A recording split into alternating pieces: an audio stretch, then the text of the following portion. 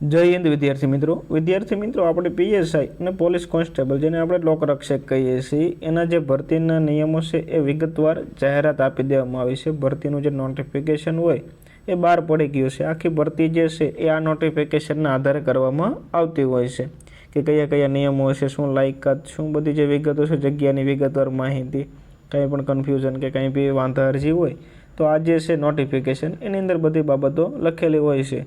તો આપણે આ વિડીયોની અંદર આખું નોટિફિકેશનની જે મહત્ત્વની બાબતો અને જે મહત્ત્વના ફેરફારો છે એ આપણે જોઈશું આ વિડીયોની અંદર. પણ એ પહેલાં જો ચેનલ ઉપર નવા હોય તો ચેનલને સબસ્ક્રાઈબ કરી દેજો, વિડીયો ગમે તો લાઈક કરી દેજો. પ્રથમ તો આપણે જે છે પોલીસ દળની પીએસઆઈ અને લોકરક્ષક બંનેનું ભેગું નોટિફિકેશન આપેલું છે, અલગ અલગ નથી બરાબર. બંનેનું ભેગું ભરતી બોર્ડ છે કે આ વખતે પીએસઆઈનું ભરતી બોર્ડ અલગ હતું અને લોકરક્ષકનું ભરતી બોર્ડ અલગ હતું. આ વખતે બંને ભેગું છે બરાબર. જાહેરાત ક્રમાંક ને એ કંઈ કામનું નથી આપણું. એના જે અધિકારી છે એટલે આપણે ચેરમેન છે આઈપીએસ હસમુખ પટેલ સાહેબ અધ્યક્ષ અને અધ્યક્ષ પોલીસ મહાનિદેશક ભરતી બોર્ડના અધ્યક્ષ. તેના પછી એક શ્રીમતી પીવી રાઠોડ બરાબર છે, એક મેમ છે આઈપીએસ મેમ નાયબ અધ્યક્ષ તરીકે બરાબર. એટલે આઈપીએસ હસમુખ પટેલ સાહેબ આપણે મુખ્ય અધ્યક્ષ રહેશે આપણે પીએસઆઈ અને પોલીસ કોન્સ્ટેબલ માટે બરાબર. તેના પછી આપેલું છે કે લાયકાત પૂરી કરતા અને ઈચ્છા ધરાવતા બરાબર. લાયકાત તો તમારી પૂરી થતી હોય પણ ઈચ્છા ના હોય તો ફોર્મ ના ભરવો બરાબર. જે લોકો ઈચ્છા ધરાવે છે, લાયકાત પૂરી કરે છે એટલે કોન્સ્ટેબલ માટે 12 પાસ અને પીએસઆઈ માટે ગ્રેજ્યુએશન છે બરાબર. એટલે લાયકાત પૂરી કરતાનું વય મર્યાદાની બધી બાબતો તમને યોગ્ય ઠરતી હોય તો તારીખ 4/4 થી 30/4 સુધી ફોર્મ ભરવામાં આવશે બરાબર. આપણે ઓજસ ઉપરથી ફોર્મ ભરી શકાશે. અત્યારે ફોર્મ ચાલુ નથી થયા બરાબર. થોડા દિવસ પછી 15-20 દિવસ પછી ચાલુ થશે ફોર્મ. એના પછી માત્ર ઓનલાઈન જ અરજી કરવાની રહેશે. ટપાલ બપાલથી મોકલો તો એ નહીં ગણે બરાબર છે. એના પછી ખાસ નોંધ આપેલી છે કે ઓનલાઈન અરજી કરતી સમયે ઉમેદવારે પોતાનું નામ, અટક તથા પિતાનું નામ ધોરણ 12 અથવા તેને સમકક્ષ છેલ્લી માર્કશીટમાં દર્શાવેલ હોય એ મુજબનું જ લખવાનું રહેશે બરાબર. પહેલાં અટક હોય તો પહેલાં અટક જે રીતે સ્પેલિંગ લખેલા હોય એ રીતે તમારે લખવાનું રહેશે 12મા ધોરણની માર્કશીટ પ્રમાણે. અથવા તમે 12મું ધોરણ પાસ નથી, કાંઈ બી ડિપ્લોમા કે એવું કાંઈ બી કરેલું છે તો તેની અંદર જે નામ લખેલું હોય એ મુજબ જ તમારે નામ લખવાનું રહેશે અને અપલોડ કરવાની પણ થશે. એના પછી તમે જ્યારે અરજી કરીએ, આપણે ફોર્મ ભરીએ ત્યારે તમારે સિલેક્ટ કરવાનું છે કે તમે પીએસઆઈમાં લાયક છો કે માત્ર કોન્સ્ટેબલમાં બરાબર. જો બંનેમાં જવા માંગતા હોય તો પીએસઆઈ પ્લસ એલઆરડી કરવાનું, અથવા તો અમુક ઉમેદવાર એવા હોય કે જેની એલઆરડીમાં ના જવું બરાબર, માત્ર પીએસઆઈ માટે જ કરતા હોય તો એને માત્ર પીએસઆઈ કરવાનું. અમુક ઉમેદવારો પીએસઆઈ માટે લાયક ના હોય તો એને માત્ર એલઆરડીમાં ભરવાનું રહેશે. બંનેનું ગ્રાઉન્ડ સેમ રહેશે. એના પછી જે એક્ઝામ આવશે એ અલગ અલગ આવશે બરાબર. એના પછી 15 કેબીનો પાસપોર્ટ સાઇઝનો ફોટો અને સિગ્નેચર અપલોડ કરવાની છે 15 કેબીની જેપીજી ફોર્મેટમાં. એના પછી જગ્યાની માહિતી આપેલી છે. 12,000 જે છે કોન્સ્ટેબલની છે અને 4,072 પીએસઆઈની છે. એ બંને ભેગી આપેલી છે. એમાં જે છે પીએસઆઈની જનરલવાળા માટે 130 છે, જનરલ મહિલા માટે 64 છે. અને આપણે પછી જે ઈડબ્લ્યુએસ, એસસી, એસટી, ઓબીસી એ બધા માટે અલગ અલગ કેટેગરી વાઇઝ જગ્યા આપેલી છે. તમારી કેટેગરીની જગ્યા તમે જોઈ લેજો બરાબર. એના પછી વાત કરીએ તો કોન્સ્ટેબલની જગ્યા છે બિન હથિયારીની 1855 છે. એના પછી કેટેગરી વાઇઝ અલગ અલગ જગ્યાઓ આપેલી છે. એના પછી ટોટલ પુરુષ માટે અને ટોટલ મહિલા માટે પુરુષ માટે 44-22 અને મહિલાઓ માટે 21-78 બિન હથિયારીની જગ્યા છે. એના પછી હથિયારી કોન્સ્ટેબલ, જેલ સિપાઈ બરાબર અલગ અલગ જગ્યાઓ આપેલી છે. એ ઉપર પ્રમાણે જોઈ લેવાનું બરાબર. જગ્યામાં ફેરફાર હશે તો એ માત્ર ભરતી બોર્ડ અબાધિત અધિકાર રહેશે. એના પછી નામદાર હાઈકોર્ટ, સુપ્રીમ કોર્ટ વખતથી ચુકાદાઓ ઉમેદવારો માટે બંધન કરતા રહેશે બરાબર. કંઈ બી મેટર થાય અને કોર્ટમાં જાય તો કોર્ટ જે કહે એ ઉમેદવારોએ માનવાનું રહેશે. એના પછી સીધી ભરતીથી જે નિયમો હોય એ માનવાના રહેશે બરાબર. ઇમ્પોર્ટન્ટ નથી. એનસીસીનું સર્ટિફિકેટ ધરાવતા હોય તો એ લોકોને એનું સર્ટિફિકેટ આપવાનું રહેશે, એના માર્ક્સ મળશે બરાબર અલગ અલગ. તેના પછી વય મર્યાદાની અંદર પીએસઆઈમાં એક ખાસ મહત્ત્વની ધ્યાનમાં લેવા જેવી બાબત છે કે તમારી ઉંમર 21 વર્ષ પૂરી થઈ ગઈ હોવી જોઈએ બરાબર. આપણે 30/4/2023 આપણે 24 સુધીમાં બરાબર. એટલે 30/4/1989થી લઈ અને તમારો જન્મ જે છે એ 30/4/2003 સુધી થયો હોવો જોઈએ બરાબર. એટલે મહત્તમની અંદર તો તમને કેટેગરી પ્રમાણે 5 વર્ષની રીતે છૂટ મળશે, પણ 21 વર્ષમાં કોઈ છૂટ નહીં મળે, બરાબર. એટલે તમારી લઘુત્તમ લાયકાત જે છે એ 21 વર્ષ થઈ ગઈ હોવી જોઈએ, બરાબર. ખાલી ગ્રેજ્યુએશન હોય તો નહીં ચાલે, તમારી ઉંમર પણ 21 વર્ષ થતી હોવી જોઈએ. એના પછી ગ્રેજ્યુએશનની ડિગ્રી મેળવેલી હોવી જોઈએ કોઈ પણ યુનિવર્સિટીમાંથી. તમે આપણે બધી જે ગુજરાતની યુનિવર્સિટી છે એ બધી મોટાભાગની માન્ય યુનિવર્સિટી જ છે, બરાબર. એટલે તમે કોઈ પણ યુનિવર્સિટીમાંથી સ્નાતકની એટલે કે ગ્રેજ્યુએશનની ડિગ્રી લીધેલી હોય અથવા તો એને સમકક્ષ કોઈ બી લાયકાત હોય સંસ્થામાં લીધેલી, તો તમે જે છે એ PSI માટે લાયક છો. તેના પછી લોકરક્ષક એટલે કોન્સ્ટેબલની માટે 18 થી 33 વર્ષની ઉંમર રાખેલી છે. 12 પાસ ઉપર છે અથવા તો 12 પાસને સમકક્ષ કોઈ બી લાયકાત હોય તો તમે કોન્સ્ટેબલ માટે લાયક છો, બરાબર. 12 પાસના સમકક્ષ એટલે લગભગ મોટા ભાગે જે ધોરણ 10 પછી તમે કોઈ પણ 2 વર્ષનો અભ્યાસ કરેલો હોય, આ રીતે ડિપ્લોમા કે એવો કાંઈ જે આવતો હોય ITI પ્રમાણેનો, તો એ સમકક્ષ કહેવાતું હોય છે, બરાબર છે. એટલે 12 પાસને સમકક્ષ હોય તો અરજી કરી શકો છો. એના પછી અલગ અલગ છૂટ આપેલી છે. જો તમારે વધારે ઉંમર થતી હોય તો એ પ્રમાણે તમારી કેટેગરી પ્રમાણે છૂટ જોઈ લેજો, બરાબર. નોટિફિકેશનમાં આપેલું છે. તેના પછી કોમ્પ્યુટરના જ્ઞાન વિશે ચર્ચા કરેલી છે. તો એની અંદર તમારે ધોરણ 10 અથવા 12માં કોઈ પણ એક વિષય હોય કોમ્પ્યુટર તરીકે તો તમે અરજી કરી શકો. અને અત્યારે તમારે ધોરણ 10માં પણ કોમ્પ્યુટર ન હતું ને 12માં પણ ન હતું, તો નિમણૂક મેળવતા પહેલાં તમારે CCEનું જે આપણે કોમ્પ્યુટરનું સર્ટિફિકેટ આવે છે CCCનું એ તમારે જમા કરાવવું પડશે, બરાબર. નહીં તો નિમણૂક મળવા પાત્ર રહેશે નહીં. અત્યારે નથી, એ પછી જમા કરાવવાનું છે. અત્યારે તમારે ધોરણ 10 અથવા 12માં કોઈ પણ એક વિષય તરીકે હોય તો ચાલી જશે, ના હોય તો પણ તમે ફોર્મ તો ભરી શકશો. એના પછી ગુજરાતી હિન્દીનું જ્ઞાન હોવું જરૂરી છે.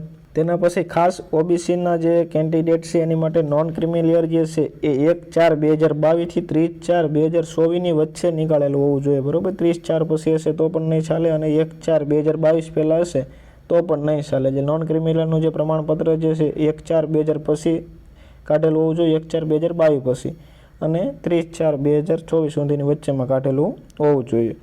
એટલે એ છે. અને એના પછી આપણે EWSના જે છે એની માટે આપેલું છે EWSનું પ્રમાણપત્ર 1/5/2021 થી 30/4/2024 સુધી આપેલું હોવું જોઈએ. આની અંદર 1 વર્ષ વધારે આપેલું છે, બરાબર. OBC વાળા કરતાં માટે 21 સુધીનો સમય આપેલો છે. એના પછી શારીરિક ધોરણો જે છે એ તો જે હતા એમ જ છે, બરાબર. પુરુષ ઉમેદવારો માટે સામાન્ય માટે 165 અને અનુસૂચિત જનજાતિના STના ઉમેદવારોને 162 છે, બરાબર.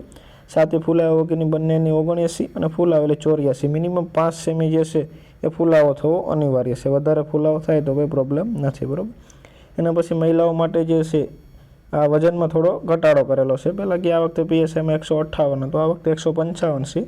અને ST બહેનો માટે 150 રહેશે, બરાબર. એટલે મહિલાઓ માટે 155ની ઊંચાઈ છે. તેના પછી મેડિકલ કન્ડિશન છે એ પણ આપેલી છે. એના વિશે મેં એક વ્યવસ્થિત વિડીયો પણ બનાવેલો છે, બરાબર. ચેનલ ઉપર જોઈ લેજો કે વાકા ટીશન એટલે કઈ રીતનું હોય, ફૂલેલી છાતી, ત્રાસી આંખ, સપાટ પગ, ફ્લેટ ફીટ કહીએ છીએ આપણે એને, એ બધું ના હોવું જોઈએ. ફૂલેલો અંગૂઠો, અસ્થિભંગ, સડેલા દાંત, ચેપી રોગ અથવા તો રંગતત્વની ખામી ના હોવું જોઈએ, બરાબર. કલર બ્લાઇન્ડનેસ છે એની અંદર ગયા વખતે ઘણા લોકોને કાઢવામાં આવ્યા હતા, પરંતુ જે જેલ સિપાહીની પોસ્ટ છે એની અંદર તમને કલર બ્લાઇન્ડનેસ હશે તો પણ તમે યોગ્ય છો, બરાબર છે. મહિલા પુરુષમાં જેલ સિપાહીમાં લાગુ પડતું નથી રંગતત્વ, એટલે કલરમાં ડિફરન્ટ ના કરી શકતા હોય. તેના પછી તમે ફોર્મ ભરવામાં કોઈ ખોટી વિગતો જાહેર કરો અને કોઈ પણ તબક્કે ખબર પડે તો કાર્યવાહી કરવામાં આવશે અને ઉમેદવારી રદ કરવાની અંદર આવશે. અને અધિકાર બધા જે છે સંપૂર્ણ બોર્ડને રહેશે.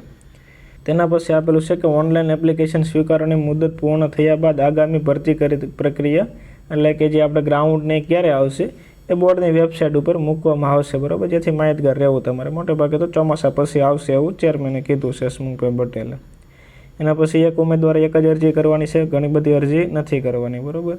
તો એને વધારે અરજી કરશો તો કેન્સલ થશે. તેના પછી ઉમેદવારે પોતાનો જ મોબાઈલ નંબર ચાલુ રાખવો અને એ જ દર્શાવો, બરાબર. એવી સલાહ આપેલી છે કે ઈમેલ ID જે છે એ બીજાની ના વાપરવી અને મોબાઈલ નંબર જે આપો એ તમારે જ્યાં સુધી ભરતી પૂરી ના થાય ત્યાં સુધી ચાલુ રાખવું. અને ઈમેલ ID જે છે એ પોતાનું જ આપવું. તમે સાયબર ક્રાઇમમાં ભરવા જાવ તો એનું ના આપી ગયો, અને પોતાનું ના હોય તો માતા પિતા ભાઈ બહેનનું આપવું. સાયબર જે છે ઓલા હોય છે સાયબર સેલવાળા એનું ના આપી દેવું, બરાબર.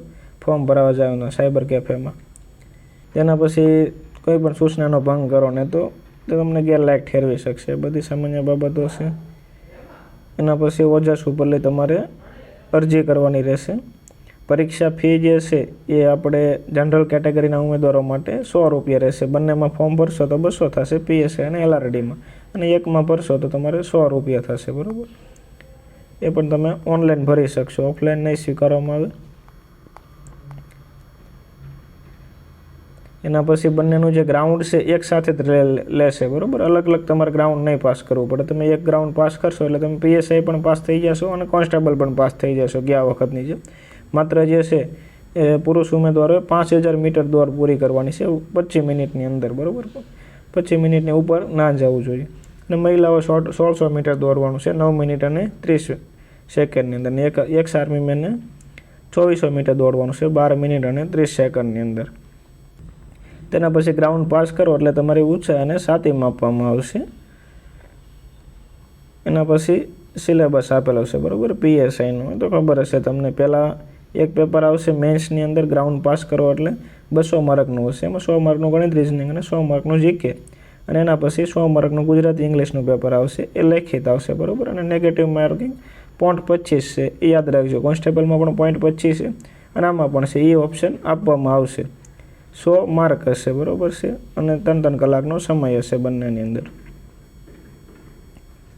તેના પછી પાર્ટ બીનું છે. બરાબર, આ સિલેબસ તો આપણે ડિસ્કસ કરેલો છે બધાએ. અને એની અંદર બંનેની અંદર તમારે જે છે એ ખાસ 40% માર્ક્સ લાવવા જરૂર છે. બરાબર, દાખલા તરીકે આપણે જે પેપર 1 છે એ 200 માર્કનું છે. એની અંદર 100 માર્કનું ગણિત રીઝનિંગ છે, તો આમાં પણ તમારે 40 માર્ક્સ આવવા જોઈએ. અને 100 માર્ક્સનું GK છે, તો આની અંદર પણ તમારે ઓછામાં ઓછા 40 માર્ક્સ આવવા જોઈએ. તો જ તમારું જે પેપર 2 છે લેખિત એ ચેક થશે. બરાબર, આ લેખિતનું પેપર છે. આની અંદર બધાને ભેગા થઈ અને તમારે 40% માર્ક્સ લાવવાના છે. પહેલાંની અંદર પાર્ટ A અને પાર્ટ B બંનેમાં અલગ અલગ લાવવાના છે. એમાં તમારે 30 માર્કનું ઇંગ્લિશ છે અને 70 માર્કનું ગુજરાતી છે. બંનેની અંદર ભેગા તમારે લાવવાના થશે 40% માર્ક્સ. તેના પછી તમારે વિકલ્પ E હશે એ ટીક મારી ગયો એટલે તમારે નેગેટિવ માર્કિંગ નહીં જાય. એના પછી આપણે આગળ જોઈએ.